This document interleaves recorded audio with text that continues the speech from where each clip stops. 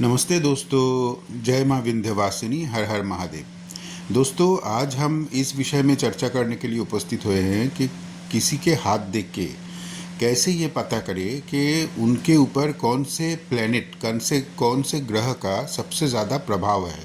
क्योंकि देखिए सिर्फ रेखा देख के आप किसी के बारे में एक दो बातें तो बता सकते हैं, लेकिन एक व्यक्ति का जीवनचर्या कैसा है, उसके कैरेक्टरिस्टिक्स कैसे हैं, मतलब किस तरीके से वो अपने जीवन को देखता है, ये अगर जानना है तो उसके लिए प्लैनेट्स को पढ़ना बहुत ज़रूरी है।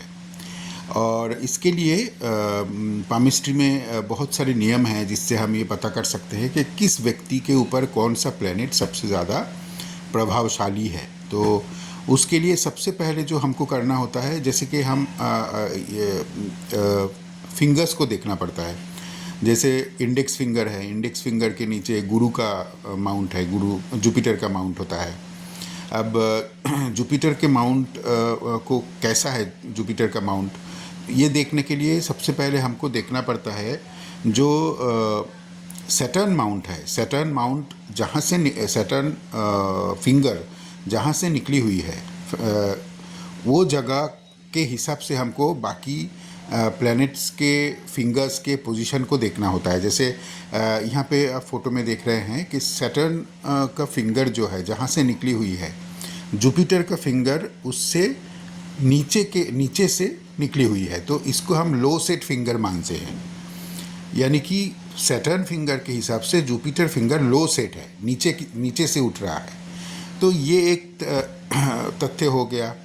इसके बाद हम देखते हैं कि सैटर्न फिंगर का जो पहला पोर है, जैसे यहाँ पे आप देख सकते हैं, सैटर्न फिंगर का जो पहला पोर है, सफ़ेद कलर में ऊपर एक नंबर दिख रहा है, उस सैटर्न फिंगर के पहले पोर का आधा हिस्सा तक कोई उंगली पहुँचे, बाकी के इंडेक्स फिंगर और रिंग फिंगर अगर पहुँचे तो हम ये मानते हैं कि उंगली बराबर है, मतलब उंगली की लंबाई ठीक है।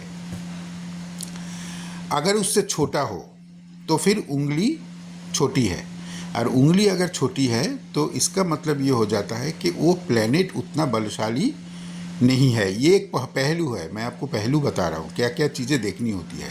सबसे पहले तो देखना होता है कि सैटर्न फिंगर का जो निर्गम स्थल है, यानी कि जिस जगह से वो निकल रही है सैटर्न की फिंगर,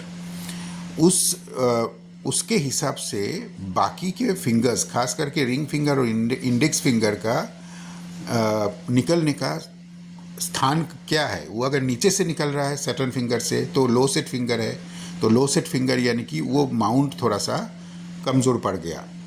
दूसरा, लंबाई कितनी है, लंबाई उसी को से ही माना जाएगा जो मैं पहले बताया, यानी कि सैटर्न फिंगर का जो पहला पोर है उसके आधा हिस्सा तक इंडेक्स फिंगर या रिंग फिंगर पहुंच रही है, तो वो उंगली लंबी है, ठीक है, मतलब एवरेज साइज है। तो वो उस फिंगर से जुड़े हुए प्लैनेट भी ठीक काम करेंगे। ये हो गया। तीसरी बात ये है कि फिंगर्स के नीचे जो प्लैनेट्स होते हैं, जैसे इंडेक्स फिंगर के नीचे जुपिटर है, वो कितना उभरा हुआ है। अगर वो थोड़ा सा उभरा हुआ है और उसके ऊपर कोई शुभ चिन्ह है, जैसे इंडेक्स फिंगर के नीचे जुपिटर का माउंट है, तो जुपिटर के माउंट में क्रॉस को शुभ मानते हैं। क्रॉस सिंगल क्रॉस होना चाहिए, इंडिपेंडेंट क्रॉस होना चाहिए, उसको शुभ मानते हैं। तो अगर क्रॉस है तो जुपिटर स्ट्रांग हो गया, अगर क्रॉस नहीं है या बॉक्स है तो भी जुपिटर शुभ हो गया, अगर ट्रायंगल है तो भी जुपिटर शुभ हो गया। लेकिन जैसे ब्लैक स्पॉट है, ब्लैक स्पॉट को शुभ नहीं मानते हैं। तो अगर उंगली भी छोटी है, इधर ब्लैक स्पॉट भी आ गया जुपिटर माउंट पर, तो ये जुपिटर माउंट को कमज़ोर करता है। अच्छा, इसके अलावा जुपिटर माउंट पे अगर आइलैंड है, आइलैंड का एक चिन्ह होता है, वो अगर है तो जुपिटर माउंट कमज़ोर हो गया। उसी तरह रिंग फिंगर को भी हम देखते हैं। रिंग फिंगर का उद्गम स्थल कहाँ से है, अगर सैटर्न फिंगर से, जैसे यहाँ पे आप देख सकते हैं, सैटर्न फिंगर से बिल्कुल सैटर्न फिंगर जहाँ से निकली है वहीं से रिंग फिंगर, उसके बाजू से रिंग फिंगर बिल्कुल उसी सेटिंग से निकली है, मतलब उसी जगह से निकली है, तो लो सेट फिंगर नहीं है। पहली बात तो सन माउंट के ऊपर जो रिंग फिंगर खड़ी है वो लो सेट फिंगर नहीं है इस फोटो के अनुसार।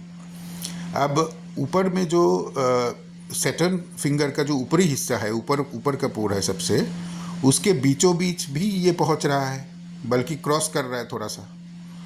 तो यानी सन माउंट जो है यहाँ पे पूरी तरह से अच्छा तो नहीं बोलूँगा, क्योंकि ये उभरा हुआ भी नहीं है, वो भी देखना है कि सन फिंगर के नीचे जो माउंट है वो उभरा हुआ फूला हुआ होना चाहिए। फूला हुआ भी नहीं है, उभरा हुआ नहीं है, उसके ऊपर कोई अच्छा साइन भी नहीं दिख रहा है, ना सन लाइन है।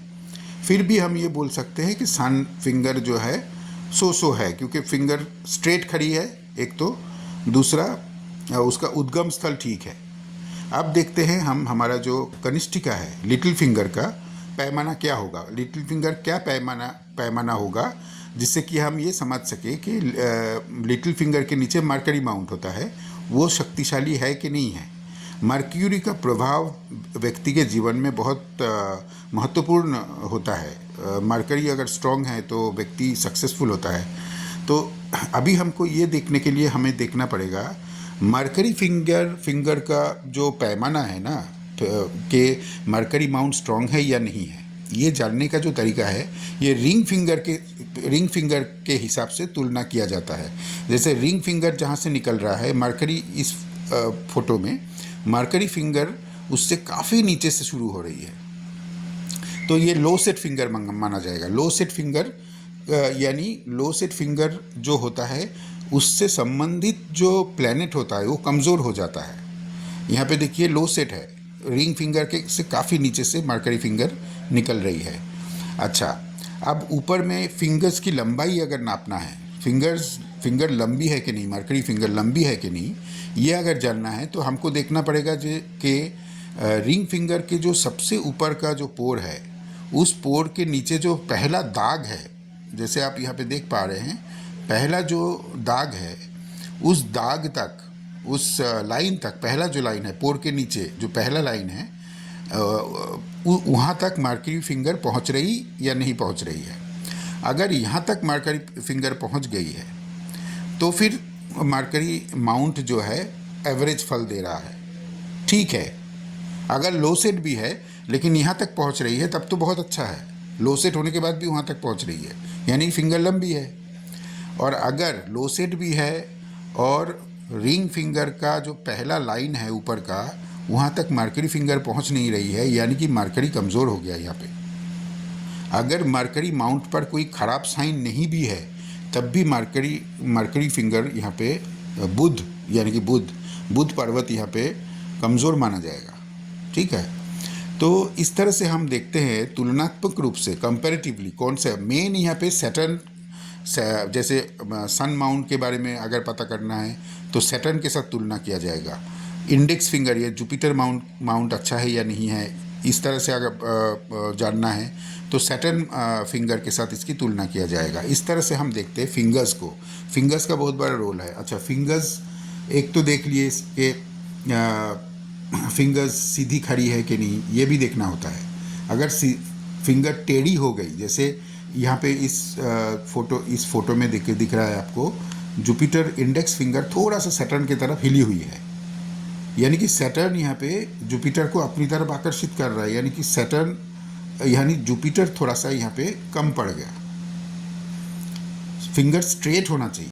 उसके बाद हमें देखना होता है कि फिंगर्स के जो ऊपरी हिस्सा है, एकदम ऊपर का हिस्सा, जो पहला पोर है उसका साइज़ क्या है, लेकिन इसके बारे में हम आगे के वीडियो में बात करेंगे। फ़िलहाल के लिए इतना ही कि index finger, Saturn finger, ring finger और मरकरी फिंगर कैसा होना चाहिए।